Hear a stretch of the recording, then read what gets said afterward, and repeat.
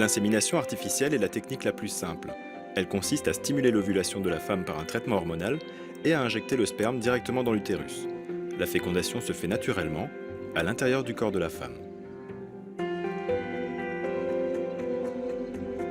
Ce n'est pas le cas d'une fécondation in vitro, ou FIV, qui elle a lieu en dehors du corps de la femme. Elle consiste à prélever les ovules et le sperme et à les mettre en présence dans une éprouvette, en laboratoire, pour former plusieurs embryons.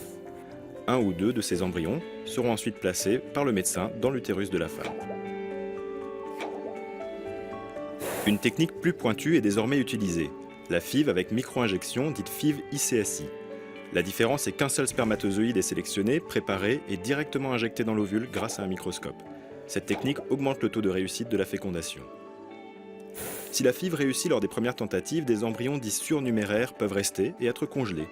Ils pourront être utilisés pour une seconde grossesse, et si le couple ne souhaite pas avoir un autre enfant, il peut donner ces embryons à un autre couple. On parle alors de don d'embryons. Dans le cas de la gestation par autrui, la GPA, une femme, appelée mère porteuse, accepte en quelque sorte de prêter son ventre pour porter un embryon d'un couple et ainsi donner naissance à un enfant qui ne sera pas le sien.